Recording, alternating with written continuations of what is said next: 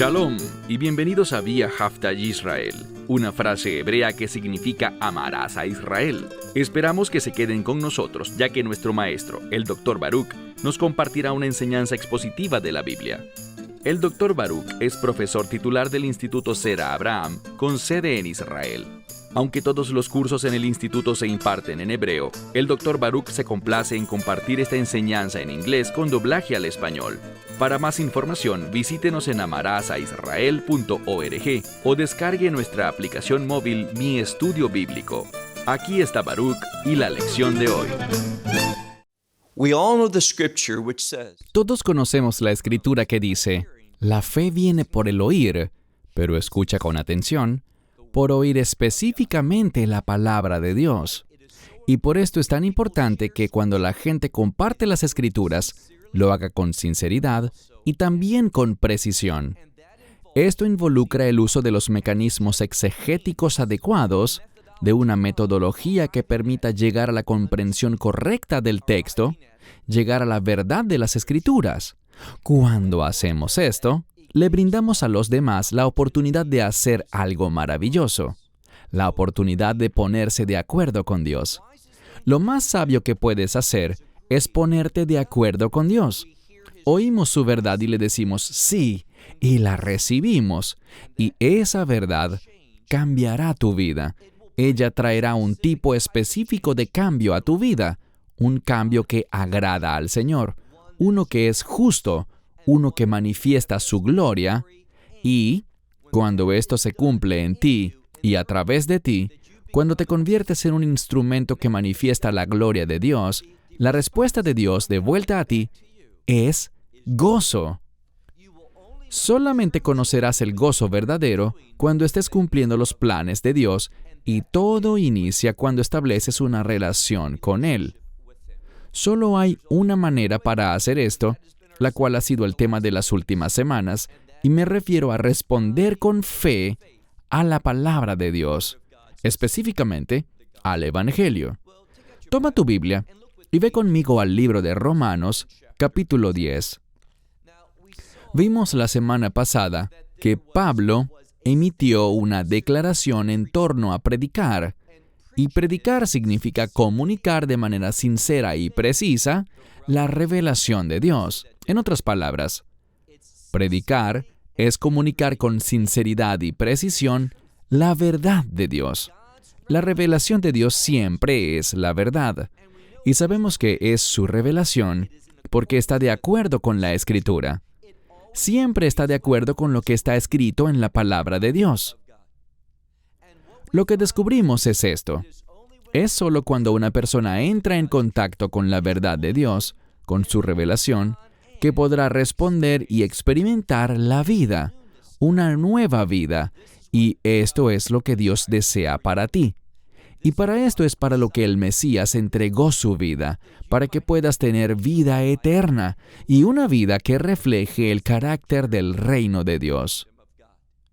Cuando experimentas ese tipo y esa calidad de vida, descubrirás que todo en tu vida es diferente. Empezarás a ver las cosas muy diferente a los demás y te comportarás muy diferente que los demás. Toma tu Biblia y ve conmigo al libro de Romanos, capítulo 10. Libro de Romanos, repito, capítulo 10, empezando desde el versículo 15.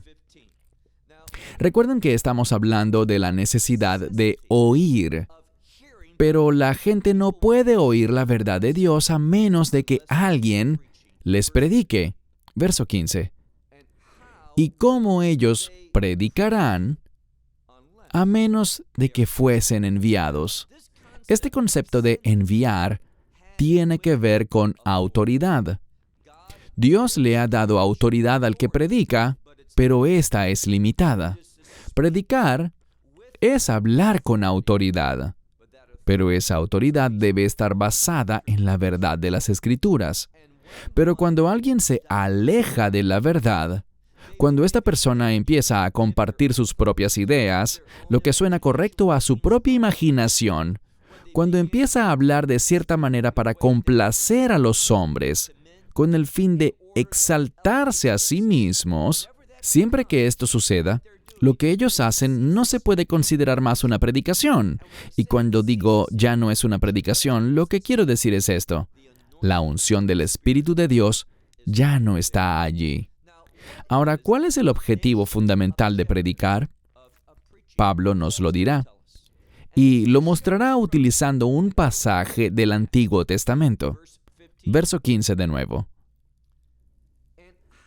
¿Y cómo predicarán si no fueren enviados? Como está escrito, aquí está la prueba. Cuán hermosos son los pies de aquel que proclama la paz. Este término para proclamar conlleva el sentido de evangelizar. Y lo que encontramos es que 3 cosas sucederán en este pasaje.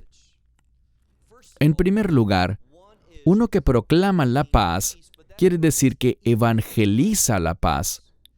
El término evangelizar significa compartir buenas noticias y siempre se enfoca, siempre se basa en una cosa, y es la siguiente: el plan de redención de Dios, que se relaciona por supuesto con el Evangelio. Entonces, ¿qué es el Evangelio? Son las buenas noticias de redención. Noten para lo que la redención nos prepara. Por medio de la redención nos preparamos para... ¿Qué sigue diciendo el verso? Dice, qué hermosos son los pies de los evangelistas, de los que evangelizan y están evangelizando a la gente, pero con el propósito de la paz. Esto es lo que debemos entender. La paz es un término muy significativo en las Escrituras. Con frecuencia, si le preguntas a la gente qué significa la paz, te dirán, bueno, es una tranquilidad interior, es estar relajado, sentirse bien contigo mismo. La gente responderá de una gran variedad de maneras, pero usualmente todas esas respuestas están equivocadas. Porque cuando la Biblia habla de paz, nos habla de una cosa, y esto es lo que la paz significa, bíblicamente hablando. Es el cumplimiento de la voluntad de Dios. Y lo que Pablo nos dice es lo siguiente: tú no podrás cumplir la voluntad de Dios a menos de que primero seas redimido. La redención nos prepara para cumplir la voluntad de Dios. ¿Cómo podemos entender eso? Es solamente después de haber sido redimidos por la sangre del Mesías que tú podrás convertirte en un siervo de Dios. Y ten esto por seguro: no hay nada mejor para ti que convertirte en un siervo de Dios y servirle de un modo que le agrade a Él.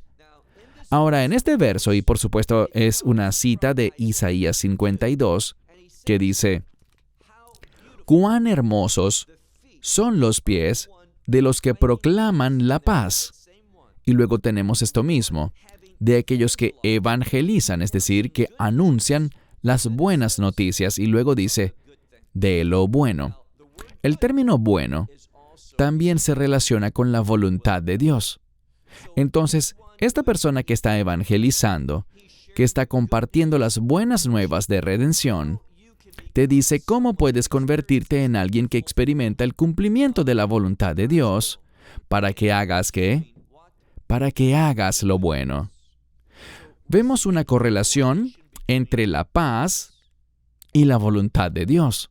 Hacer lo bueno, y la palabra bueno aquí, repito, es un término que habla de aquello que está de acuerdo con los propósitos y planes de Dios. Entonces, 2 maneras diferentes se utilizan aquí. 2 términos distintos. Pablo está diciendo que la redención da como resultado la voluntad de Dios. Así que tienes que hacerte una pregunta. ¿Estoy realmente interesado en la voluntad de Dios? ¿Es eso lo que estoy buscando? Porque con demasiada frecuencia, cuando le hablas a una persona, me refiero a un creyente de hoy en día, y le preguntas, ¿cuál es el motivo por el que estás orando? Lo más probable es que te diga, que Dios me ayude a hacer esto. ¿Y qué es esto? Es justo lo que yo quiero. Es el sueño que tengo, la razón por la que creo que fui puesto en este planeta. Es la razón por la que he vivido toda mi vida. Es mi destino. Bueno, en realidad, todas esas cosas están arraigadas en tu ego.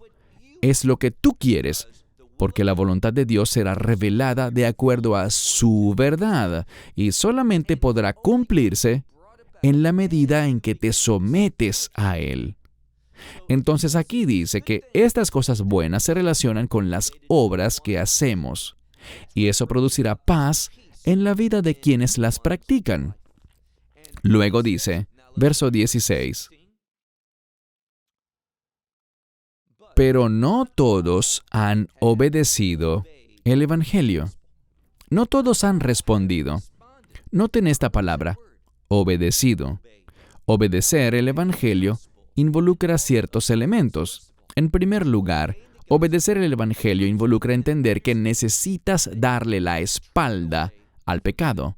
Les compartía que ciertos individuos tienen problemas con el concepto de la vida eterna, pues ellos creen que uno puede perder la vida eterna y se preocupan por lo siguiente. Ellos dicen que si tú predicas que una vez somos salvos, seremos salvos eternamente, y que eso es lo que significa la vida eterna, que no la puedes perder y nada te la puede quitar, entonces eso causará algo malo. ¿Y qué es eso que causará según ellos? Que la gente oirá este mensaje y empezará a vivir en pecado. Falso. No será así si son verdaderos creyentes. Porque la razón fundamental por la que uno llega al Evangelio y le dice que sí a la verdad del Evangelio es porque ya no queremos vivir en pecado. Queremos ser libres del pecado y no vivir más bajo la autoridad del pecado, experimentando las consecuencias del pecado. Así que no hay manera que un verdadero creyente, uno que ha sido regenerado, oiga el mensaje y diga, ¿quieres decir que Dios ya nunca me rechazará, sino que me recibirá en su reino y nada lo podrá cambiar? Así es, correcto. ¡Qué bueno! Viviré pecando de ahora en adelante. Esa no es la mentalidad del Mesías. Así no piensa alguien que tiene el entendimiento del Espíritu de Dios dentro de sí. El Espíritu de Dios nos guía a la justicia, a conducirnos rectamente. El Espíritu de Dios nos guía en la verdad de Dios. Así que no queremos vivir una vida de pecado. Lo que deseamos son las cosas buenas, las cosas del reino, las cosas que se relacionan con la voluntad de Dios, y por esto es que hay algunos, como dice aquí, pero no todos han obedecido el Evangelio, porque Isaías dice, Señor, ¿quién ha creído nuestro anuncio? Bien, se trata de un testimonio. ¿Y la relación de qué estamos hablando? Bien, finalizamos la semana comentando que para que la gente pueda oír, alguien tiene que predicar. Y luego dijimos en nuestro estudio de hoy que para que hayan personas que obedezcan, tienen que escuchar. Entonces, para que hayan personas que crean, obedezcan y respondan, primero tienen que oír. Y eso requiere una predicación. Y por lo tanto hay que enviar personas que prediquen.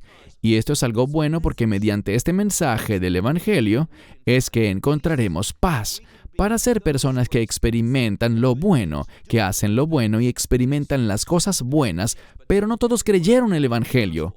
Porque Isaías dice, Señor, ¿quién ha creído nuestro anuncio?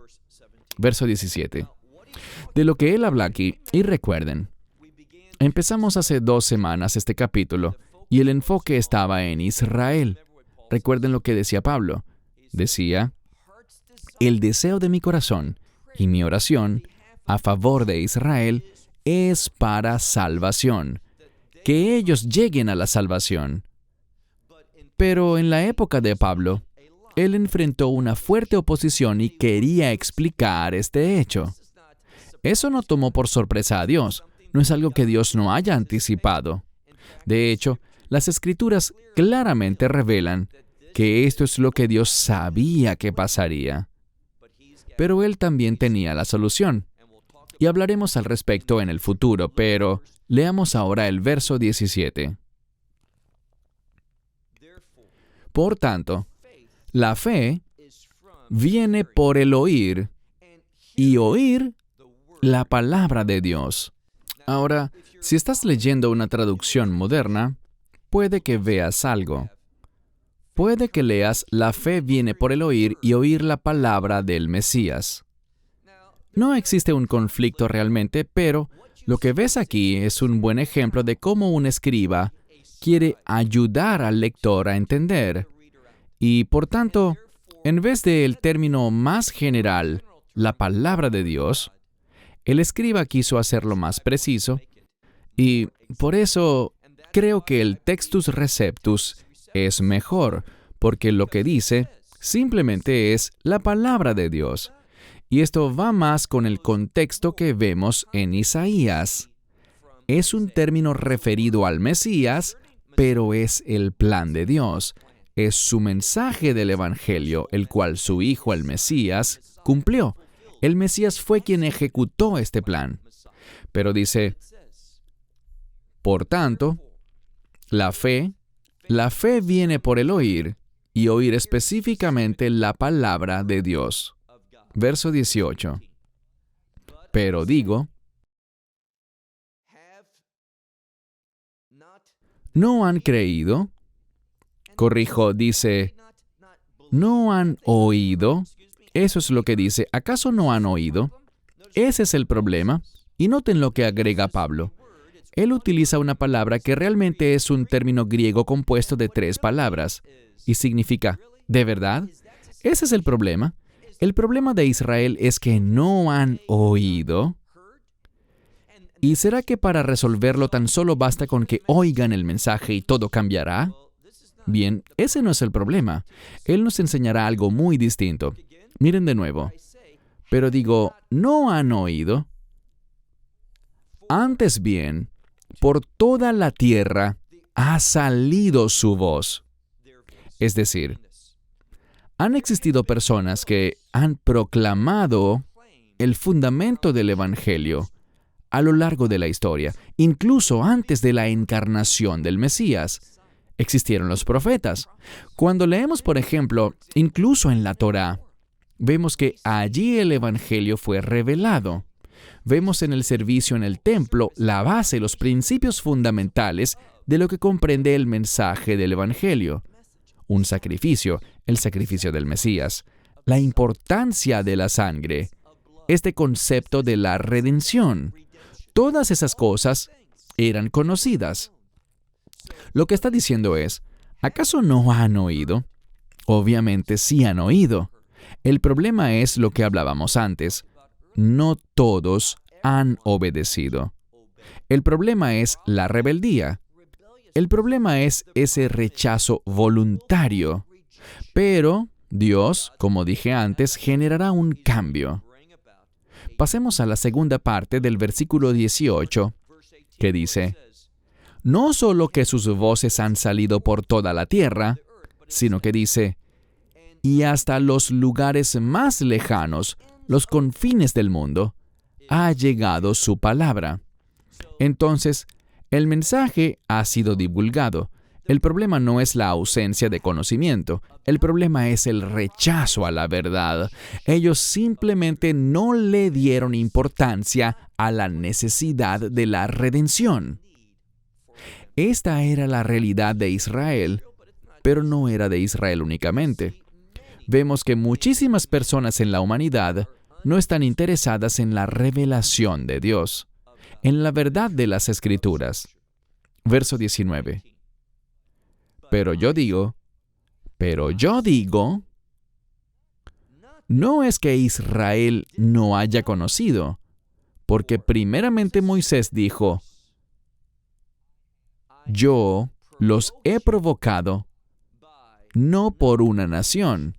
Es decir,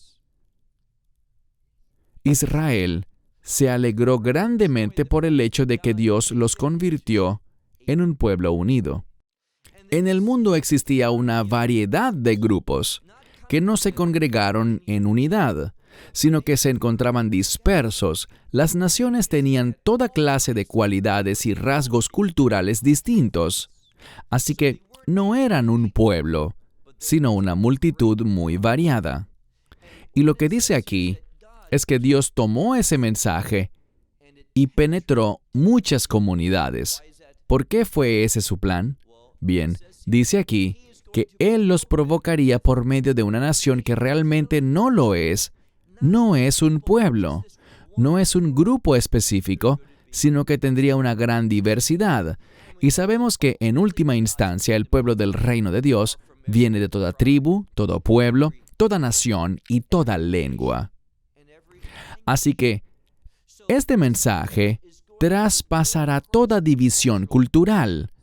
Será traducido en una variedad de idiomas. Tocará a personas no solamente de un grupo en particular, sino a una muy diversa y amplia variedad de grupos. Y dice, con una nación que no tiene entendimiento, es decir, con una nación que no manejaba las Escrituras, que no tenía conocimiento de Dios, pero Dios, a pesar de todo, debido al poder, ¿de qué hablábamos hace 2 semanas? De la palabra de fe. Y esa palabra dijimos que es una proclamación que viene con poder, y por lo tanto ese poder traerá cambios a todo ser humano. No tienes que ser parte de una nación específica. Esa nación no tiene que tener tal grado de conocimiento. Dios los tocará con la verdad de su palabra de sabiduría. Y entonces dice, con esta nación sin entendimiento, Él les provocará a ira. Es decir, ellos verán, les estoy hablando de mi pueblo, el pueblo judío.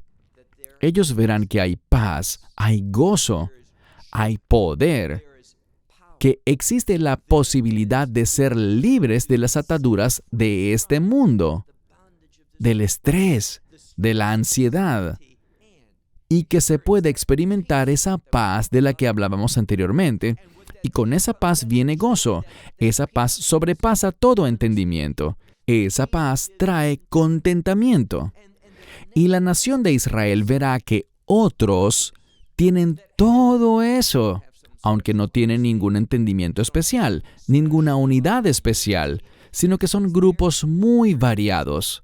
Pero, debido a esto, dice, que los provocaré a ira. Verso 20. E Isaías resueltamente, podríamos decir muy resueltamente, dice, citando a Dios, dice, fui hallado por aquellos que no me buscaban. Me manifesté a los que no preguntaban por mí. Esta palabra, preguntar, también puede significar inquirir. Así que, de nuevo, Israel tenía un gran celo, pero no un celo conforme al conocimiento, sino un celo que estaba basado en obras, operando en sus propias fuerzas, en su propio reino individual. ¿Y qué pasó? Esto no produjo más que frustración, no produjo el cambio que cualquiera buscaría.